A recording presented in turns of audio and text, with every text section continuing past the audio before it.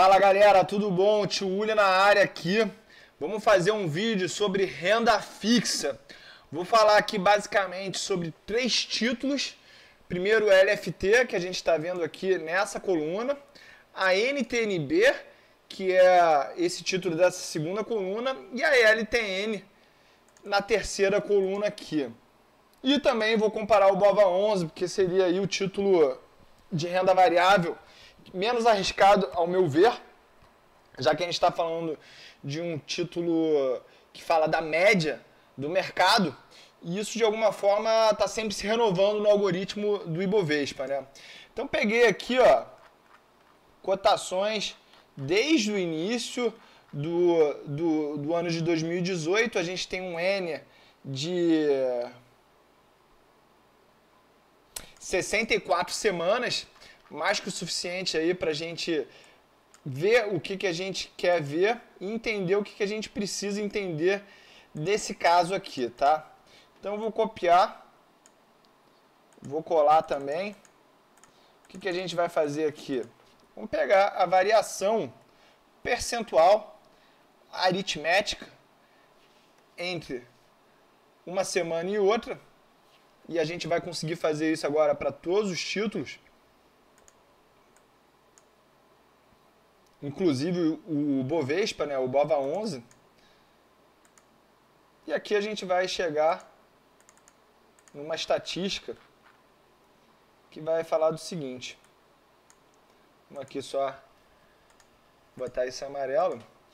Vamos botar aqui a média, o desvio e vamos botar também a correlação, a máxima, mínima, tá? A gente vai botar tudo na correlação com o BOVA11, tá? Então a gente vai chegar aqui no Ibov, vamos achar a média,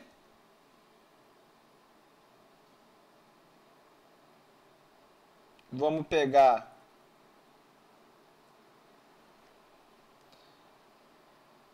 desvio padrão aqui desses números até lá o início de 2018.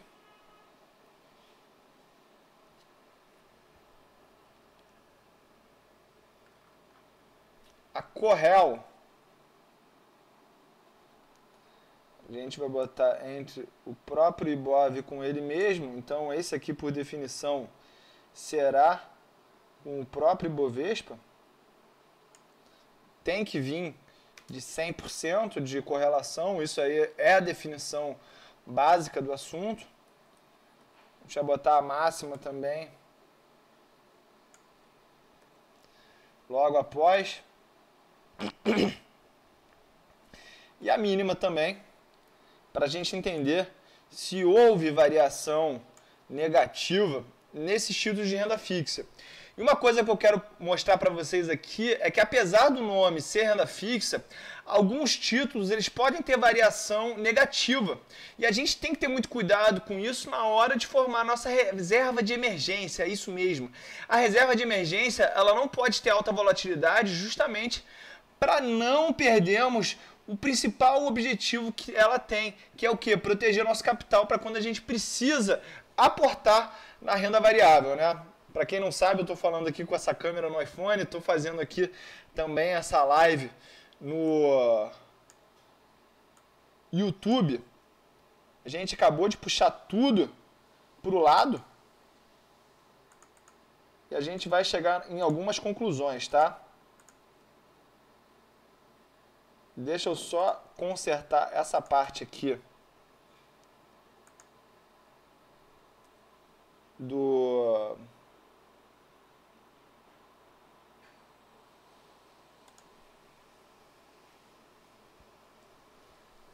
da correlação para travar. Com isso vocês aprendem a fazer também isso de uma maneira dinâmica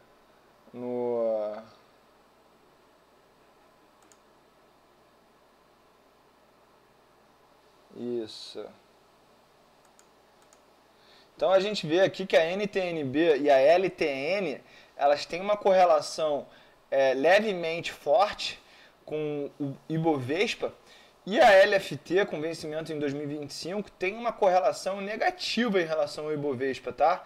Isso aí prova o nosso ponto lá, quando a gente sugere fazer uma diversificação no nível 1 da mentoria entre LFT e o BOVA11.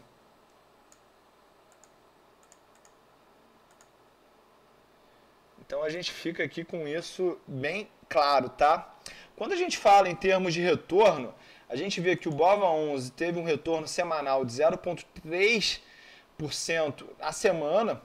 A NTNB, com vencimento em 2045, teve um vencimento maior, isso mesmo, maior, com um desvio padrão a metade do Ibovespa. Então a gente vê aí que a NTNB 45 ela pode ter um desempenho de risco-retorno melhor que o Ibov. Só que tem um problema nisso. Com a NTNB, ela tem vencimento e em uma hora a gente é obrigado a pagar o imposto de renda sobre o ganho de capital nela, ou sobre o lucro. É claro que vai ser de 15%, caso a gente mantenha isso até o vencimento, mas no BOVA11 a gente tem a opção de diferir isso para sempre, tá? Fica a nosso cargo. A gente vê aqui que a LTN, com vencimento em 22, ela tem um desvio de 0,75% na semana, quase um quarto do Ibovespa, e a gente tem aqui um retorno para a mesma LTN vencendo em 22, em torno de 0,23 por semana, tá? Para a gente entender aqui mínimas e máximas, a variação máxima que a gente teve em uma semana na NTNB foi de 4,49%, enquanto na LTN foi apenas mais que a metade, né, 2%. Enquanto a gente está vendo aqui a de mínima, a gente vê que teve uma semana que a LTN variou menos 2,02%, enquanto a NTNB 45 variou menos 2,91,5%. E aqui está a grande surpresa, né, gente? A gente vê que a LFT não teve variação negativa em uma semana. Por isso que a gente reforça o ponto de que ela é o ideal para manter a reserva de emergência, tá? Outra coisa que a gente pode fazer aqui, e eu vou botar de curiosidade para vocês, é o seguinte: vamos aprender a precificar uma LTN? O que a gente precisa entender? A LTN ela vai vencer a R$1.000.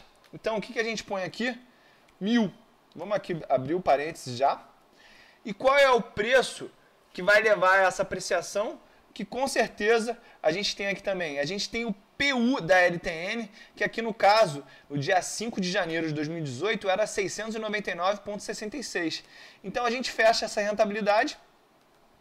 A gente põe aqui, a gente põe o nosso famoso quero, que é o 365, sobre tenho. E aqui eu usei uma fórmula que eu vou botar aqui, nessa coluna, que vai dar a diferença de dias de uma data para outra, tá? E aqui, ó, eu vou botar o days. O end date será o dia 22 de janeiro, dia 1º desse dia 22 de janeiro. Isso é bom, porque isso é uma informação já dada já. E aqui eu vou botar a data do dia daquela cotação para a gente entender melhor. Automaticamente, vocês enxergam aqui, deixa eu botar só o end date, tudo está em inglês aqui no meu Excel, tá, gente? Desculpa aí se vocês não estão entendendo. E olha aqui, ó, ele dá um yield to maturity calculado muito parecido com a taxa que a própria economática me deu. Essa diferença é normal, às vezes é o spread, tá, gente? E aqui, ó, é só eu colar para baixo, que ele vem com a sequência total de dias para aquele vencimento, que no caso aqui é o dia 1/1 de 2022, e aqui ele vai dando as taxas, e a gente vai vendo aqui que elas é quase igual, se mantém muito parecida com o que o Economática já nos deu, tá? Vamos só ajeitar essa tabela. E a gente chega a essa conclusão aí, ó. A gente viu aqui a correlação, a gente viu o desvio padrão, a média de retorno, máximas e mínimas. Vimos o porquê que o tio Uli fala para você ter LFT como forma de reserva de emergência e diversificação em renda fixa também, porque a gente não quer uma correlação elevada com o BOVA11, né? E aqui a gente entendeu também como que a gente calcula o Yield to Maturity de uma LTN. A gente vai ver depois que a NTNB é muito parecido o processo. Então encerro aqui esse vídeo que eu mostrei um pouco sobre a volatilidade, retorno, correlação da renda fixa com o BOVA11 e mostrei como é que a gente calcula também o valor justo de uma LTN, tá? A gente só precisa entender uma coisinha nisso tudo. A gente não precisa escolher nem A, nem B, nem C.